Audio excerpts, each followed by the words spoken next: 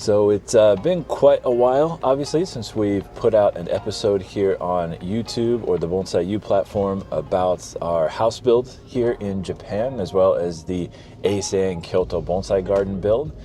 So we've been really busy over the last few months with the start of construction having happened back in January. The house is moving along really nicely, and things are coming together very quickly, actually much faster than I anticipated. So what I want to do in this episode is walk you through what's been happening here in Kyoto with the build so far, and show you kind of the progress and where we sit in terms of timing for building out the garden and actually opening Eisei-en Kyoto. So let's head over to the property and check it out and see what's happening.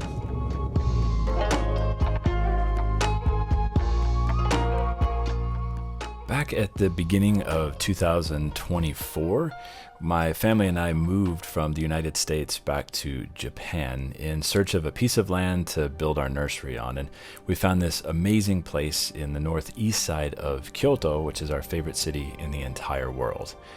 So in the month of January that year, we signed all the paperwork, filled everything out, paid the money, and purchased this awesome piece of land, which, by the way, was a pretty big downsize from where we had been living in the States, going from 10 acres there down to 1/8 of an acre here in Kyoto. But once all of that was done, we picked out an architecture firm and began the process of designing our new house and garden. So the company that we chose to work with was Desao Kensetsu, and the architect was Hirata Sensei, who listened to everything that we wanted to have done and worked with us alongside Nakamura-san, who is our interior coordinator. We met with them easily once a week for the last year, going through all of the details of how the house is going to be designed from an architectural perspective and from an interior perspective, and they listened to every single request that we had, and eventually they came up with this incredible design. Now, this is what's considered a modern wafu or modern Japanese style home. So it has a lot of the traditional aspects of an old home here with modern comforts.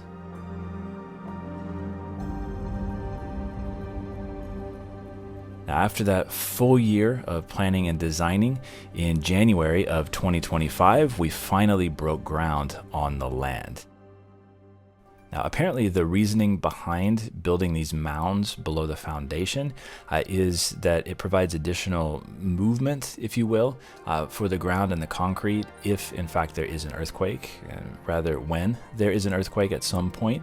Because Japan is such a seismically active country, there will in fact be an earthquake at some point in Kyoto. But building the foundation this way apparently provides some additional movement for shifting of the ground, keeping the house intact in the event of a massive quake.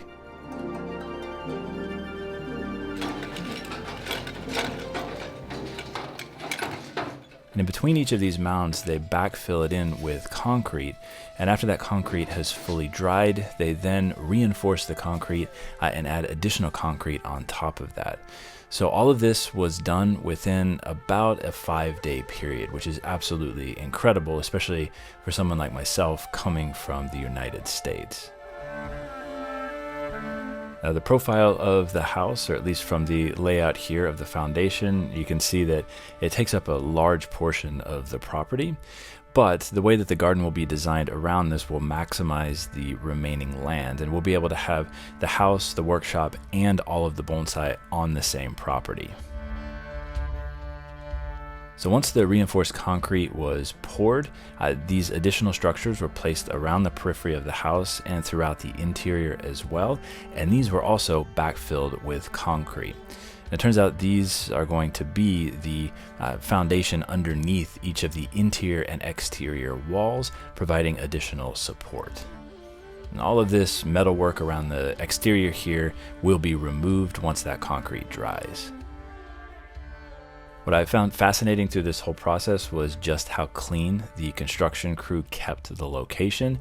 Each day, at the end of the day, they would clean up every bit of excess concrete, put away all of their tools, and sweep down the whole property.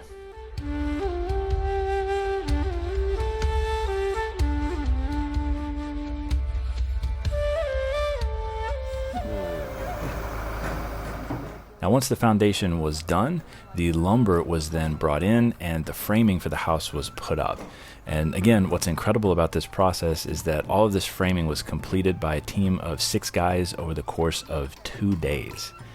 Now, the only way that they were able really to do that was because this lumber had been pre-cut at a separate location.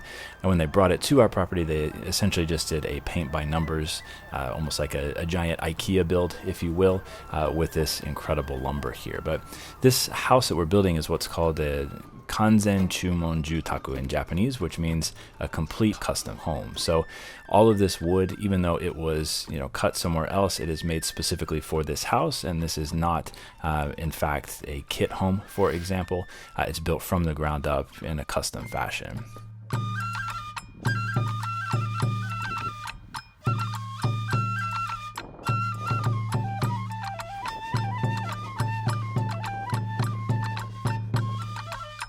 Now, a majority of the large beams in the house are in fact glulam beams, so they're individual smaller pieces of wood that are glued together, which gives them much more structural integrity.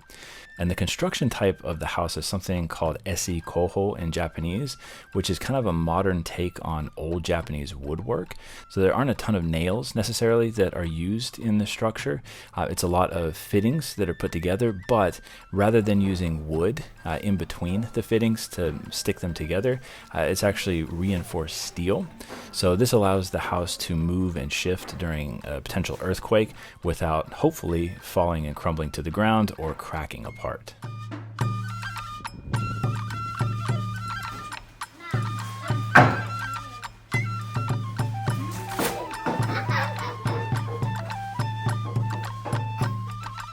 Now, one thing you might notice about this house build is that there is no basement, and that is because of earthquakes here in Japan. It's very, very difficult and very expensive, prohibitively so, to dig a basement in most areas. It requires a lot of additional structural engineering that is just not really feasible. And in our particular neighborhood here, it's actually not allowed. It's by law not allowed to have a basement in any residential home here.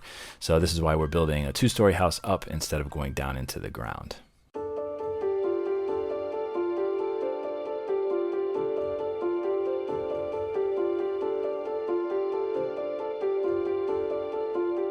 And the trees that we planted previously back in December of 2024 on the back of the property, the weeping cherry and the large Japanese maple, have been doing well over the course of the winter. We had quite a bit of snow this year, and they seem to be settling in quite nicely on the backside of the property.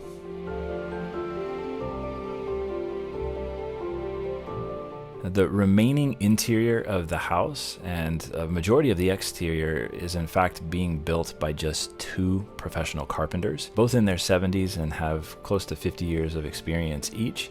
And this particular project is a large one, so it's taking them a bit of additional time to finish the entire project. So coming up here in the month of April, Dezao Kensetsu will in fact add 2 additional carpenters, so there'll be 4 guys building out the rest of the entire house.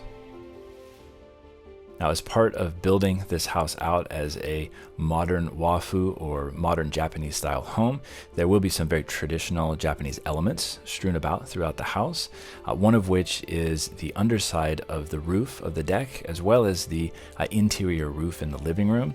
These will both be designed in what's referred to as a Sukiya style saobuchi. So you can see that on the ceiling here, there are some round beams, or round pieces of wood that stretch from the interior to the exterior. These are referred to as taruki in Japanese. In fact, these are Japanese cryptomeria that have been dried specifically for this job. Now, the original house build was scheduled to be done in June of this year. However, when we told the architecture firm last fall that we wanted to have the ceiling throughout the house, they said that it was going to delay the finalization of the house, the completion of the house, by about 2 months. And we asked, why is that the case? And they said because these taruki, or round beams, are custom cut for each project. They don't stock them anywhere in Japan. So this requires 2 months for them after they're cut to be dried out entirely before they can be installed in the house. Hence, the house build won't be completed until August of this year.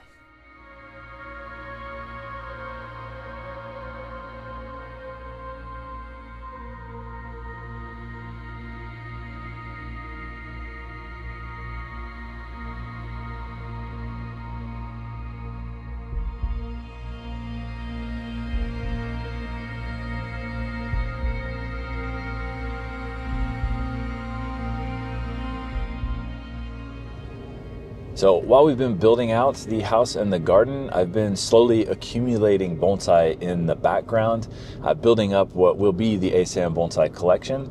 A lot of these trees are plants that have some provenance to them, so plants that have been in the Kokofu or have won the Taikon 10 or have been shown in the Sakofu 10, or maybe are just trees that I worked on during my apprenticeship that I fell in love with during that period.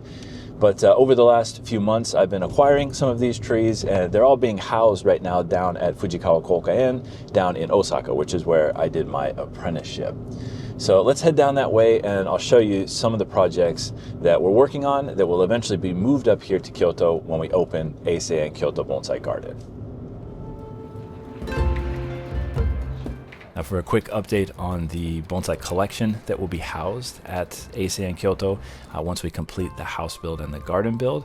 All of my trees currently are being kept at Fujikawa Koka-en down in Osaka, and this spring I spent a number of days down there with the apprentices repotting most of those trees in my collection. So we did a lot of work on this Zuisho white pine, which is a tree that's kind of reminiscent of the very famous Ryuho Zuisho white pine that was originally propagated at Eisei-en Nursery up in Nagoya, which is in fact where Zuisho as a cultivar originated.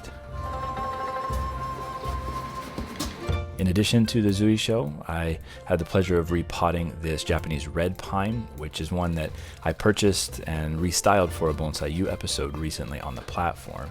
This tree was featured in the 77th Kokofu 10, and I restyled it in that episode, changing the angle as well as the directionality of the tree. Now this white pine is perhaps the tree that I'm most excited about having at Eisei-en Kyoto. This is a tree that I've admired for probably close to 2 decades. It's in fact a Kicho bonsai, or a registered important bonsai masterpiece. And this tree I saw at Eisei-en Nursery back in February of this year when I took my tour group there. And I inquired from Suzuki-san, who owns the nursery, whether or not this tree was in fact for sale. He said it was owned by a customer, but the customer would likely sell the plant. So I asked if he would call him. He did, and I ended up purchasing this tree for the Eisei-en collection.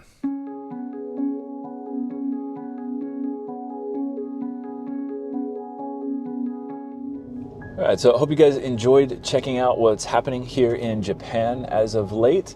I'm going to keep you guys updated on the project as we move forward, but like I said, we're looking at being able to complete this house and move in sometime in August this year, fingers crossed. And then hopefully around the Taikon 10 this year in November, we'll be able to officially open Eisei-en Kyoto. So like I said, I'll keep you guys posted on all the happenings here. We'll be putting out some information online. And in the interim, we'll be doing some update videos here on YouTube and the Bonsai U platform as well. So be on the lookout for that. But thank you guys so much for checking out this episode. Look forward to seeing all of you next time around. And until then, take care.